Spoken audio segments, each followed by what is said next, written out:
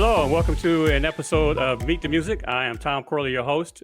This week's episode, he's an author, critic, educator, historian, storyteller, musician, singer, and a Grammy winner. I mean, I've had some nominated Grammys, but not a winner. So he's our first. But I'm going to add to the list because in my research for him, he's now going to be considered a YouTuber. Dr. Wald, Elijah Wald, is a writer, as I said, author. He's got several books, more than a dozen books, but the one I was instructed to read before our conversation was Escaping the Delta, Robert Johnson and the Invention of the Blues. Dr. Wald's writing has also appeared in numerous publications, such as the Boston Globe. Dr. Elijah Wald, welcome to Meet the Music. Well, thanks for having me. And incidentally, I only required that particular book because you said you wanted to talk about blues, and I figured you might as well know where I was coming from before we talk. So I appreciate that. It was a good read. I mean, in fact, it was one of those kind of reads where not only did you have the visualization and the writing, I took a minute to take a visualization with YouTube and say, okay, who is this person he's referring to numerous times within the book? Oh, good. And then I listened to scores of other things because, once you get on YouTube, it's like going down a rabbit hole. Absolutely. And it's just a wonderful experience. So what was the entry point for you into the blues? I mean, into the headspace? I mean, who or how were you introduced to the blues, and what stage of your life? Well, that one's easy. My half-brother, who was 19 years older than me, was a blues guitar player. And I didn't actually get to hear him play because he was very private about it, but he was traveling a lot and he left his records with me. So when I was a little kid, I had all of his records and I just fell in love with them. It was basically what existed at that time for reissues of stuff from before World War II. This was back in the early 70s. There was not as much stuff as there is now. In fact, this was probably back in the late 60s. So, there were really a dozen records that everybody had, maybe 25. And I had those. And so that was my basic education. And then I heard a guy named Dave Van Ronk, who became sort of my mentor and my teacher.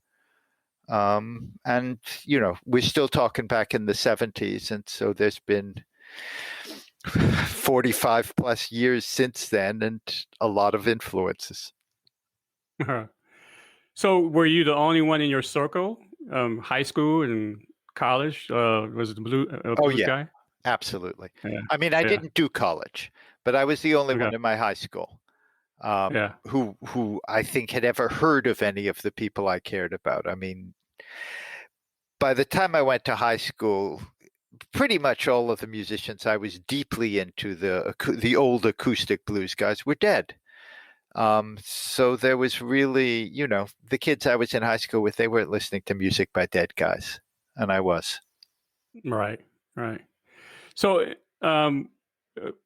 what was the spark for you to write about the blues?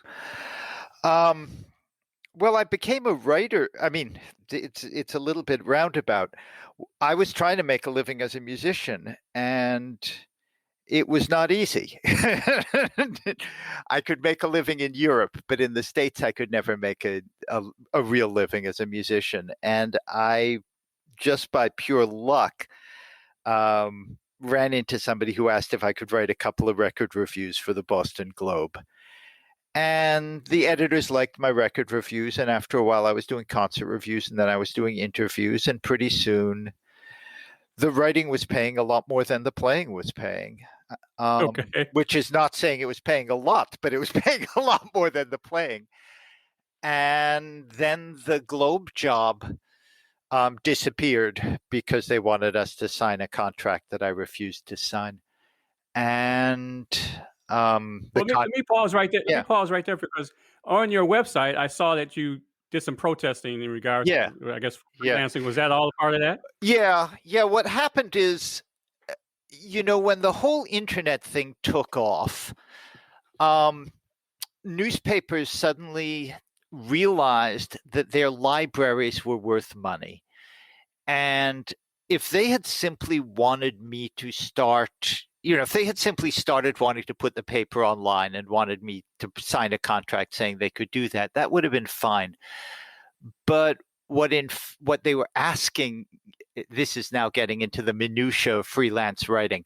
When we wrote normally, in the old days when you wrote for a newspaper, the agreement was they got to publish what you wrote for them, but it still belonged to you. And if anyone else picked it up, you got paid. And what they were asking us was to sign a contract that not only in the future would it all belong to them and we wouldn't get paid anything extra if someone else picked it up, but they were also asking for us to sign away all of those rights to everything we'd written in the past, which they didn't have rights to. Goodness. Because they wanted to be able to sell their entire libraries to online databases. And with you being a musician, that was a bad deal. And yeah, exactly. I mean, what I said is if you want to pay me something for the rights to all my old stuff, I realize, I'm not going to make a fortune on my old articles. So if you'll pay me something, that's fine. But I'm not just going to give it. I had 1,000 articles in their library by then.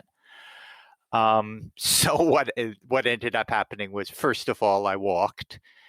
And then because they had already for a while sold their entire libraries to LexisNexis, which no one even remembers, but it was an online database. A whole bunch of us sued them in a class action suit. So I walked, but in the end, I got $40,000. So because they had violated my copyrights for 1,000 articles. Wow. So anyway, that doesn't have a lot to do with music, but that's how I ended up leaving the globe. But I was one of the lucky ones because I had spent part of the previous year traveling around Mexico researching a book on Mexican drug trafficking ballads. And the month I left the globe, I got a contract from HarperCollins to write a book on that, which was called Narco Corrido. And after that book, the editor at HarperCollins said, "So what do you have next?" And that was the Robert Johnson book. Okay. And Now, I was off and running. Are any of your books translated into different languages? Oh, yeah. Okay. Lots How many languages would you say? Okay, I've got a dozen books. One way and another, they've probably been translated, I don't know, 8 languages. Okay, cool. Something like that. I mean, there's no single book that's been translated into 8 languages, but one book will get picked up in Spanish, one book will get picked up in Italian, sure, French, German, Japanese, Korean, 2 books in Croatian. It's a little bit all over the map. Oh, great. So you mentioned your experience in traveling. So did you find yourself reflecting in a kind of a Robert Johnson scenario where you were performing in these different countries? And were you like kind of just performing any kind of style of music, or were you just strictly a blues guy? No. I wasn't at all strictly a blues guy. Yeah, no, I played to the best of my ability. I played whatever people wanted to hear. Right. So kind of like the early blues guys. I mean, yeah, exactly. I mean, I had my limitations, but if they wanted me to sing Simon and Garfunkel, I knew a couple of Simon and Garfunkel songs. I would sing The Boxer and Sounds of Silence. Sure. I mean, they were paying me. That's, I was a working musician. I was not, there's music I like more and music I like less. But when I'm on stage, people often ask you, play your favorite song. My favorite song when I'm on stage is the song that's going to get the room going. I mean, playing something I love in my bedroom and having everybody start talking because it bores them, that ain't my favorite song that night. Right. And playing something I I would never play in my bedroom, but that gets the whole room up and dancing. That's my favorite song that night. That's what's fun. Yeah, that's funny. I mean, I didn't think this conversation was going to go in this direction because, and reading your book, I mean, I'm familiar with what you were saying about the artists of the day. You know, they might have played something that was favorite to them, but they were looking for a reaction in the crowds. Well, I mean, it's an interesting thing. That book, Escaping the Delta, a lot of people who aren't musicians read it as an attack on Robert Johnson, as sort of trying to cut him down and make him less of a myth. All the musicians, and I mean, blues musicians, but also other kinds of musicians read it and went, oh, this is cool. He's actually talking about what Robert Johnson did as a musician. I mean, the musicians all got it. Yeah. Well, I mean, I'm because not they a musician, but understand. I got that. Yeah, I mean, the real life of being a professional musician, as opposed to being somebody who plays guitar in your bedroom, is that it is always a conversation between you and the audience. It's never, you're not just standing there playing music at them. You are always watching them and seeing how they're reacting and responding to that. All right. So, as a writer, are you also a lyricist? No. No. Nope. Mm. Nope. Didn't have that talent. Okay. No, seriously. I tried to write some songs. They weren't very good. Okay. Well, you did try. Okay. Yeah. That's all you can say is that you did try. Yeah. No, I Yeah. tried some. I mean, the problem I was going up against is by the time I started trying to write any songs, I already knew probably 400 songs well enough to perform them. And anything I wrote, I could think of 30 better songs that I could be performing right then than anything I had written. And, so that was that. Yeah. I mean, I changed songs. I rewrite. Yeah. Yeah. I mean, I work as an editor when I'm performing songs, but I don't write them whole cloth. Oh, yeah. So, if not the blues, what else is on your playlist? I'm all over the map. Good. I mean, good. really. I mean, I don't tend to listen to much music that doesn't have voice in it. I like hearing a human voice. And that means I don't listen to a lot of classical music because I'm not an opera fan. I don't like that kind of human voice. But I have some classical records I like. And outside of that, really pretty much anything. I mean, particularly now that I'm doing a lot of, now that I'm mostly directed by being a writer, I'm writing about stories that interest me. And what interests me as a story gets to interest me as music. So, if I'm doing something on Katy Perry, I'll listen to a lot of Katy Perry.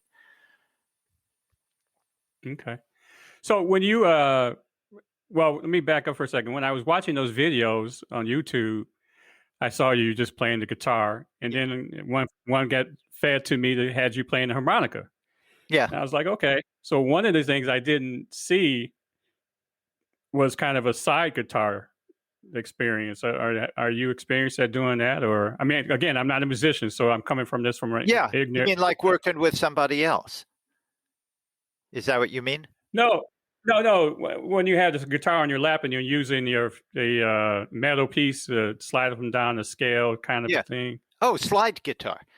Slide guitar. Yeah. I play a little bit of slide guitar, not very much. I have probably 2 videos up there that have slide. It's not my main style. I have a version of Robert Johnson's Walking Blues online that I play slide. That may be the only thing. I mean, honestly, I never really played slide, but when I was doing the Robert Johnson book, I needed to learn his pieces just to understand what he was doing. So, at that point, I learned a whole bunch of slide stuff. But It's not what I'm best at. And frankly, there are a lot of people who do that very, very well. So I leave that to them. Yeah, I was, again, researching and going through the world of YouTube, and I came across Larkin Poe. I know the name. I don't know the music. Yeah. So if you are thinking about a Robert Johnson song, what kind of, or not what kind, whose cover, if there is a cover, comes to mind when you're just, going about your day? He's a bad choice because No, I don't see. okay. No, seriously, because I don't see any point to covering Robert Johnson. But I there's so many mean, people who do it. yeah, but I think I think it's silly. I mean, I don't think his. I'm trying to think. I don't think any of his songs are greater than his performance of them. I think all you're ever going to do doing a Robert Johnson song is do it worse than he did it. Okay. I mean, there are people who write songs that you can take. I mean, a lot of good songwriters do songs that you can take and do something with the song because the song itself has that power. But Robert Johnson, it's what he did with the songs that has the power, to me. So I can't. I mean, if I had to pick one, actually, it's easy. If I had to pick one, Elmore James doing "Dust My Broom," because Elmore James electrified it and turned it into something else. I would take Elmore James "Dust My Broom" over Robert Johnson. But that's the only one I can think of. Yeah. You mentioned the electric piece of the blues. Does that transition or the fusion of that, does that still appeal to you as a listener for your ears? Oh yeah, or as a player. I mean, I like electric. It's not what I normally do because it requires a band, but I love the sound. Yeah, yeah. I mean, there's no point Yeah. to doing it in my living room, but I mean, I've had bands. I like having bands. Right, right. Okay, so then let's trickle down your, I don't know, your classic five and your up and coming new artists that you might, if somebody's just getting turned on to the blues sound. I mean, and Um, if when you think about those five and five, give us a little reason why that's your yeah, choice. that's hard. That's all. And incidentally, I'm not going to have any up and coming. Um, well, I may have a couple. What the hell? But I mean, I don't think blues. What we call blues, I don't think is going particularly strong right now because black music, blues was the mainstream of black music. And there got to be a moment where they stopped calling it blues. And I don't see, who's the biggest blues star right now? I'm going to say Beyonce, but most people don't call her blues. They call her R&B. What does the B stand for in R&B? Blues. So, who are the blues people now that I'm interested in? I don't know. Beyonce, CeeLo Green, Janelle Monáe. But going back in the past, Blind Willie McTell. Just a beautiful, beautiful singer and very, very varied.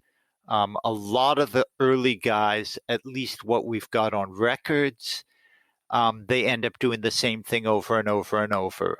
That may just be because they got a hit and the record company wanted them to just keep redoing versions of that hit. But in any case, it's what we've got. Beautiful guitar player, beautiful singer, really interesting songs, and very varied. So Blind Willie McTell is an easy one. Dinah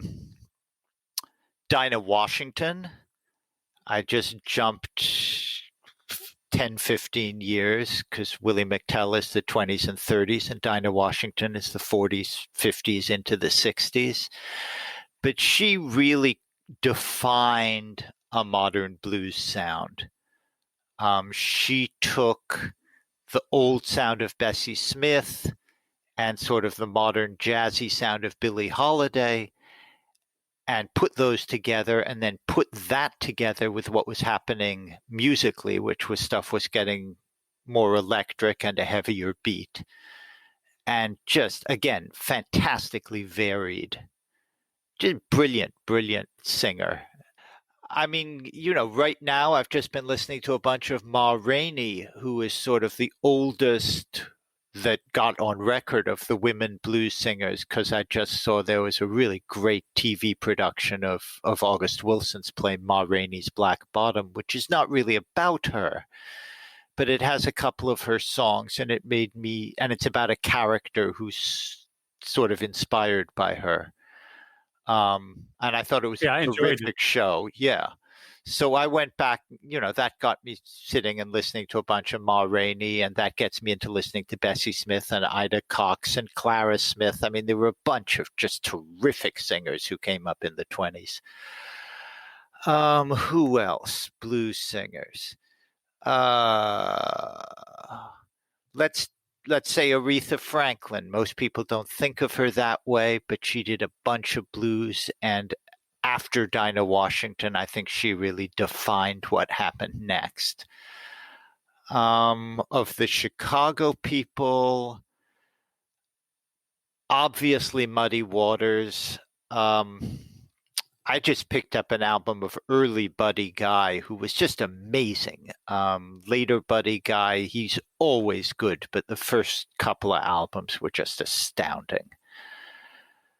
I just recently watched him on YouTube. In fact, it was just this morning. I was, still going down the rabbit hole, and it was Buddy Guy and Eric Clapton and John Mayer on stage, a couple other people, and it was doing the Chicago Blues song. Yeah, that's not going to that doesn't interest me. Once he's with John Mayer and Eric Clapton, I'm sorry. It's not that I have anything against them. They just bore me.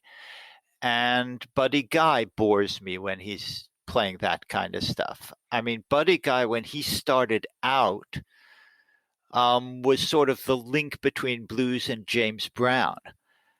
And he was he was a very, very hot, very modern, young black sound for the early 1960s. And, he was the prettiest guy in Chicago, and he was a hell of a dancer, and he had a fantastic voice. And, for the last 50 years, he's been playing for white people, playing that old blues. And their idea of blues is boring. I'm sorry. I'm a white person myself, but I'm going to stand by that one. They still want to hear the same old, over and over and over. And I don't know what he played on stage in the clip you saw, but I mean, if I guess 20 songs, I'll probably hit it because the repertoire is so tiny. Right. Yeah. And, I don't need to hear Sweet Home Chicago or Stormy Monday ever again as long as I live. Okay. Well, let me interrupt your list right now because you mentioned something about the white people. Yeah. So with the Rolling Stones introducing the blues to Europe and exposing another, demographics to it. I mean, what's your take on that? And I mean, what do you see that? I mean, because that's basically the same thing. I mean, when the Stones go on tour, they're still playing the same sounds, but they're still having the white crowds. They're not drawing any black listeners. I mean, not by the hundreds. I mean, I like the Stones. Yeah. I mean, I haven't cared for any Stones albums since the 1970s, and I don't know anybody who can name a Stones song since the 1970s. Can you? Missing You. That's 1970s. Miss You was like 1975, 76. Okay, let me see. Oh, you know what? You caught me off guard, but I know I remember playing them because I DJ'd for a while when I was in college, and there were some '80s I mean, tunes they that haven't. got some airplay there. Uh, See, now you've got me interested. So there you go. And we're once we we're both googling right now, right? no, I don't Google. No, I'm actually pulling. I'm pulling a book off. I mean, I do Google for some things, but I don't need to for this. No, I'm just pulling off the Billboard Book of Hits. Okay, yeah, through 81. Okay, yeah, Start Me Up. I remember Start Me Up, sure. Oh yeah, That was, in fact, I yeah. loved There you that go. record, Start Me Up and Waiting on a Right, Friend. yeah, But no, after that, yeah. Undercover of the Night, Harlem Shuffle, and Mixed Emotions, I don't even recognize the titles. So there you go. That's Yeah, so that's where I you're stopped right. So keeping track. after for me also, yeah. So I have to agree. That might have been from the same and time if I period for me go also. Right and after if I Start go Me Up. see the Stones, I want to hear them do their hits. And the fact is, if I went and heard Buddy Guy, and he was doing his hits from the early '60s, I would be fine with that. But he isn't doing his songs. He's doing the blues songbook. He's doing Sweet Home Chicago and Stormy Monday, which are not his songs. They're just, it's what a particular audience that is not very deeply into blues wants to hear when once every 5 years they go to a blues gig. Anyway, I'm being nasty. I don't need to be. He was a terrific musician, and still can be anytime he wants to be. So you're saying he's more? I mean, if you get him into an intimate setting, you're more likely going to hear his tunes. But if you go into a festival or concert, I have no idea what he plays in an intimate setting. For all I know, he sings Hank Williams tunes, and that's not a joke. I mean, no, I get it. When I wrote my book, I actually got an email from Johnny Copeland's daughter. Copeland is probably not a name you know, but he's the same generation as Buddy Guy, but from Texas. And she had read Escaping the Delta, and she said, or I guess she'd heard me do an interview on the radio, and she said, you were talking about how those guys played all sorts of songs. She said, my dad, when he was home, all he sang was Hank Williams. And then he'd go out and do blues because that's what he did for a living. I mean, it's like Frank Sinatra went home and listened to nothing but opera. What people like and what they perform is not necessarily very closely related. Yeah, I mean, you said that quite a few times in your book. Well, I mean, it's just people have this idea about musicians that what they see on stage is the whole person. And it isn't. What they see on stage is what that person does for a living. Well, and that's so true because you have artists who are trying now to get out of the box. They're trying to get out of the music box that people put them in, or like you say, the marketing tool that the music industry does for them. I mean, there's so many artists out there who want to dabble in so many different things. I mean, I've said on the show a couple of times about Robert Glasper. He is on a Blue Note label, but he wins a Grammy for R&B.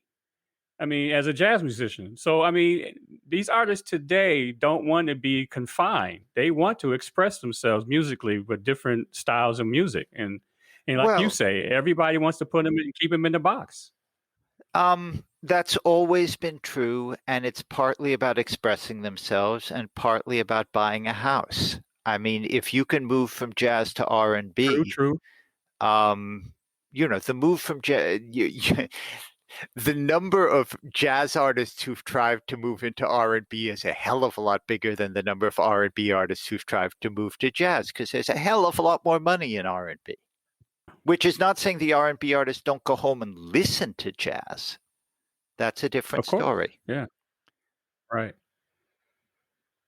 Yeah. I'm sorry. Continue with your list. If you're ready to transition to the new ones, that's fine. If you want to continue.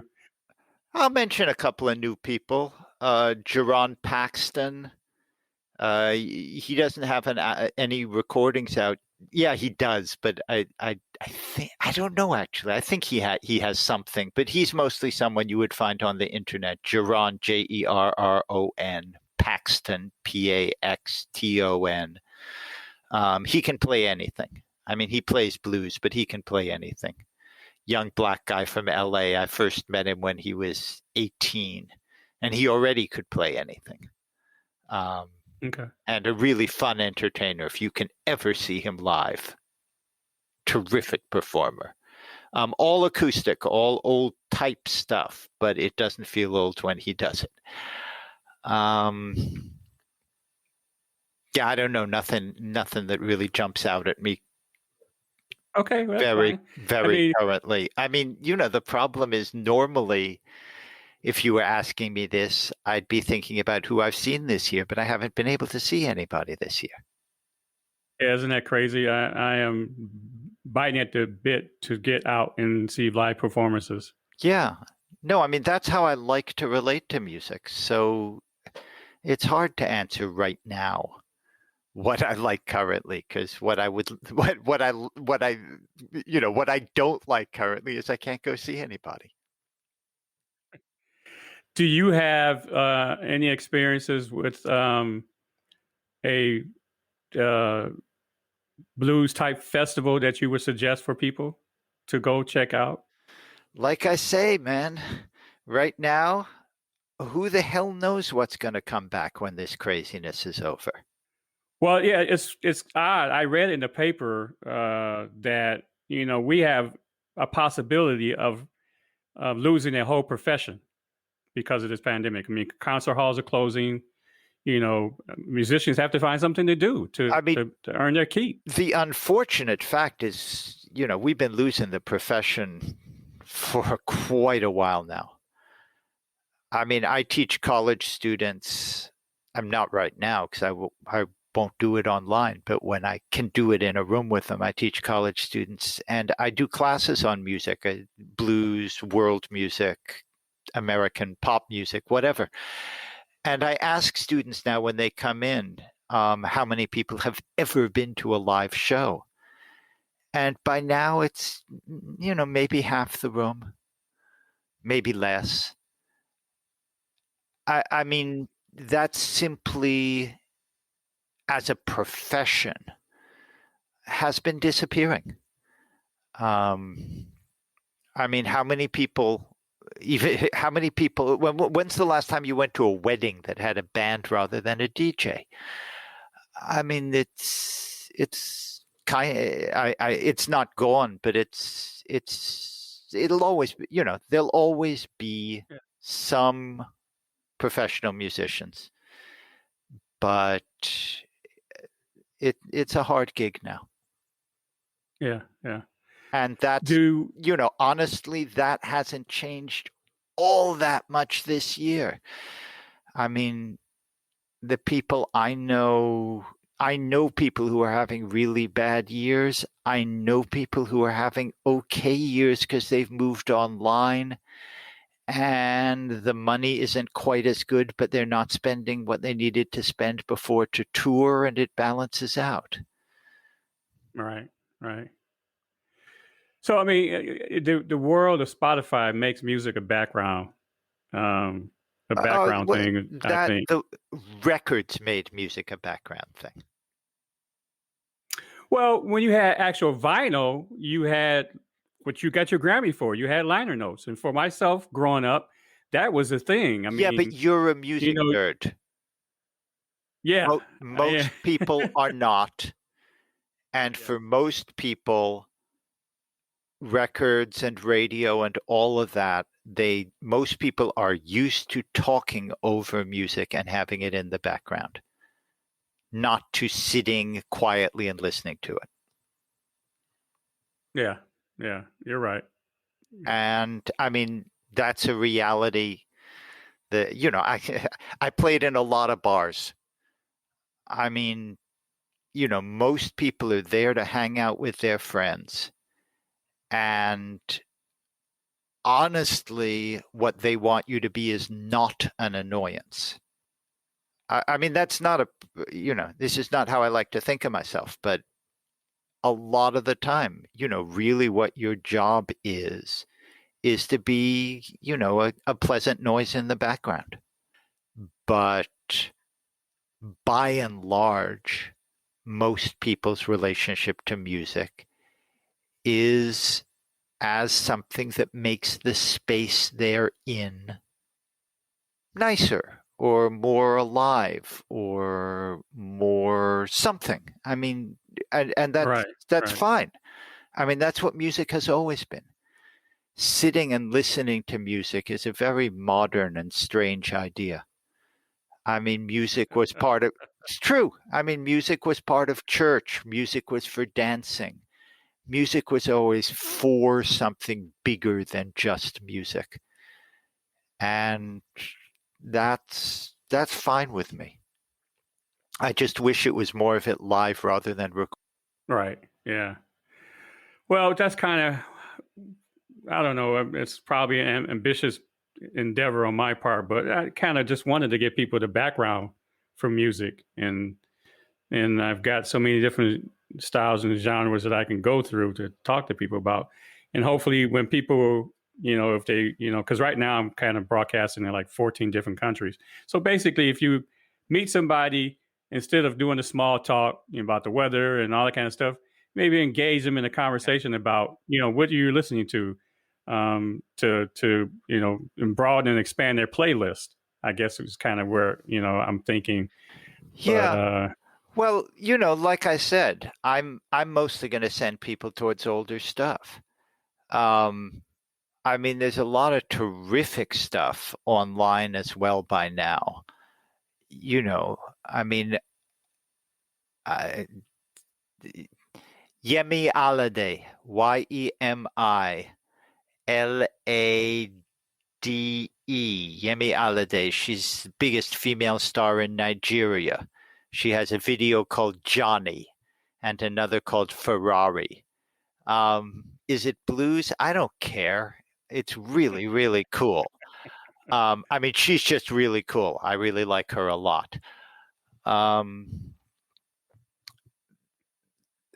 mean, a lot of what I listen to because it excites me the way blues excited me, not because it sounds like blues. right. A lot of that for me is black music. I mean, there's some country music I love. I was a huge Waylon Jennings fan, huge Merle Haggard fan. That's what I said. Like I told you. I mean, when we both kind of said we're up and down the dial musically. I mean, for myself, I could spend a month listening to Kenny Chesney, and then come back and listen to Al Green for another month, and then go on and listen to some techno or house music or whatever for a period of time. So I It don't know. also depends what I'm doing. I mean, if I'm going Yeah. out dancing, me personally, I'd rather hear a salsa band. That's how I like to Yeah. dance. Yeah. Yeah. I like Latin music. I like Caribbean music. I like Haitian music because I'm not a terrific salsa dancer, and the Haitian version of it is a little bit slower. Compa, it's called. Okay. Compa. Yeah, groups like System Band. I think System Band is still around. I'm now that I'm in Philadelphia, there isn't as large a Haitian community, and plus, like this year, wouldn't be happening. But I liked System Band and Taboo Combo, who were Haitian bands. Which, I mean, that's again, my recommendation to people is get out and see live music. This is a bad year for it. But if you live in any city, I would also recommend get out and listen to live music in some of the immigrant communities, because frankly, a lot of those communities, the musical scenes, I find much more alive. I mean, it's still much more a world where entire families go out to dance. It's much Let me ask you less a question, Doctor. segmented. Yeah. Not to. I'm sorry. I'm probably Yeah. interrupting you a lot of No, times no, here. no. Go But ahead. So, are you? Let me ask you this question first. Are you bilingual? I'm pretty much fluent in Spanish and French. Okay. So I'm not bilingual, and there is so much world music that I'm into, and I don't understand a lyric. Sure, But absolutely. again, I guess that goes back to me being a nerd. But the fact is, No. yeah. Most people in the world listen to a lot of American music, though they don't understand the words. Why the hell shouldn't we listen to their music without understanding the words? Yeah. I mean, some of it baffles me. I go around the world and find that people are listening to Bob Dylan. I don't understand why anyone would listen to Bob Dylan if they couldn't understand the words. But people do. And I mean, you sure as hell can listen to Aretha Franklin without understanding the words. All right, Doctor. I think I sucked up a lot of your time by pre-recording and recording. So it's all thank fine. You okay. Well, I enjoyed it. Okay. Thank you, sir. Take care. Be safe.